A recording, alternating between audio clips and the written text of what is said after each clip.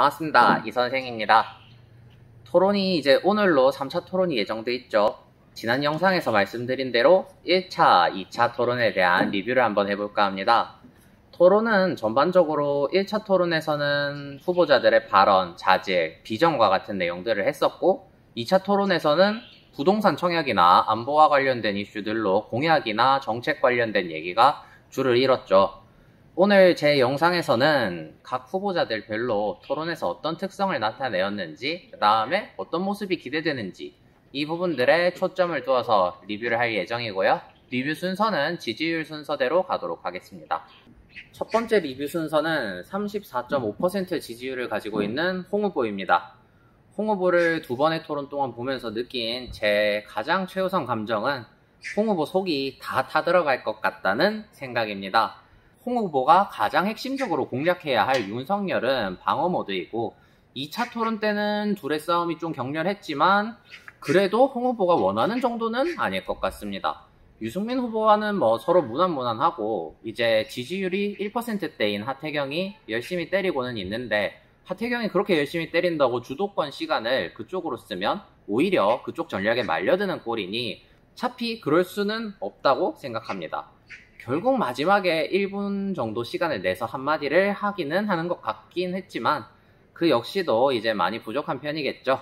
그래서 결론은 이렇게 난타전이 강한 홍 후보가 수비 대치만 하는 토론판에 있으니 좀 많이 답답할 것 같습니다. 시청자 그리고 국민 여러분들 입장에서도 예전 5년 전 대선 토론 때 홍 후보를 기대할 것인데 그만큼 화력이 안 나오니까 많이 답답하고 아쉬울 수도 있겠지만 같은 당내 경선에서 그런 스탠스를 취하기도 어렵기도 하니 이건 정말 복잡한 문제 같습니다. 자, 다음은 두 번째 30.8% 윤석열 후보입니다. 윤석열 후보는 1차 경선 때 나는 국민의 강철이다 라고 말한 그 본인의 트레이드 마크가 딱 적합한 수비 탱커형 후보라고 생각합니다. 딱 바위처럼 단단하게 그 분위기로 간다면 무난하게 2차 경선은 넘기지 않았을까 싶었는데 2차 토론 때 상황을 좀 보고 생각을 해보면 3차 때의 스탠스가 제일 기대되는 후보라고 생각합니다.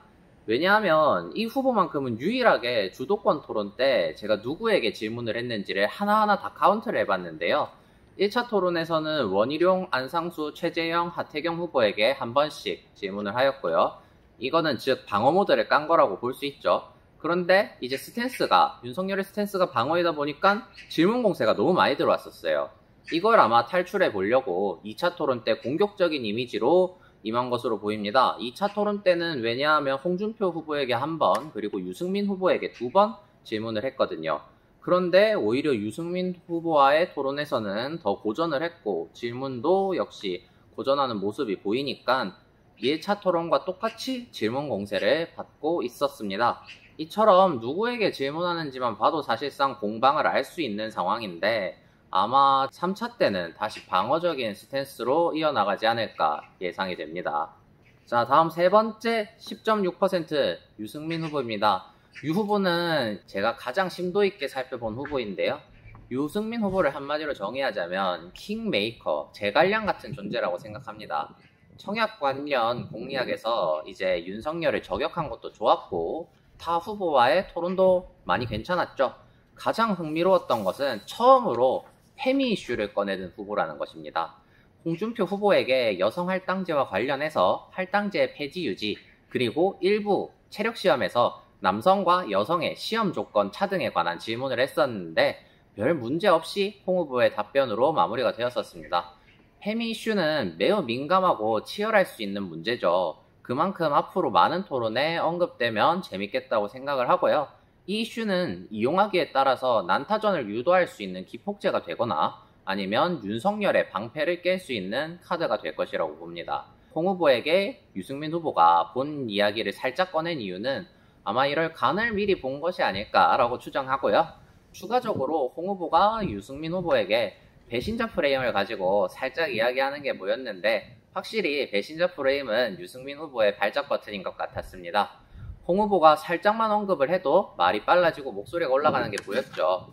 유승민 후보의 질문 내용과 질의 상대가 누구냐에 따라 많은 논란이 생길 수 있을 것으로 보이고요. 이를 유승민 후보 입장에서는 아마도 홍준표 후보에게 유리한 방향으로 사용할 것 같아 제갈량으로 평가해 보았습니다. 마지막 하태경 후보입니다. 하태경 후보는 1.1% 지지율인데 지지율만 놓고 보면 사실 전혀 언급할 필요가 없죠. 그런데 타 군수 후보들보다는 확실히 언급할 부분이 많은 후보이긴 해서 이번에 포함을 했는데 정말 내 말만 할 거야 빽 하는 느낌의 토론자였습니다. 말 그대로 남의 말을 찝어서 까는 것이 토론의 주된 게 아니고 거의 모든 내용이었고요. 그래서 이 후보는 토론 내용을 보시면 나는 뭐뭐라고 생각했는데 네 생각은 어떻니? 하는 방식의 질문은 아예 없습니다. 이런 거는 유승민 후보가 진짜 잘하는데 실제로 2차까지 제가 토론을 봤을 때 본인 입으로 자신의 공약과 정책을 말하는 게 한 번도 안 나왔어요.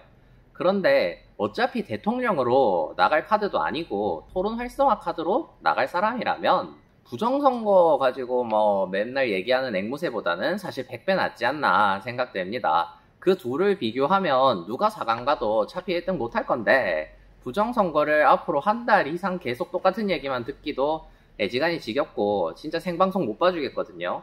하태경 본인도 인터뷰에서 대통령이 되든 말든 상관없이 본인이 4강 가서 강력하고 매운 토론을 주도해야 한다고 직접 언급한 인터뷰가 있던데 이를 이용해서 표심을 끌어오려는 것이 아닌가 생각해보면 역시 실리주의 쪽에 가까운 후보인 것 같습니다.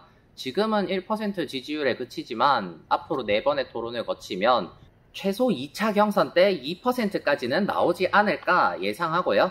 앞으로 토론에서 조금만 더 잘 되면 4강도 갈 수 있을 것 같기는 해서 언급을 하는데 아마 지난 대선 때 유승민 후보의 연설같이 딱 국민의 심금을 울리는 한 방을 본인이 준비한다면 무조건 갈 거라고 생각합니다. 저는.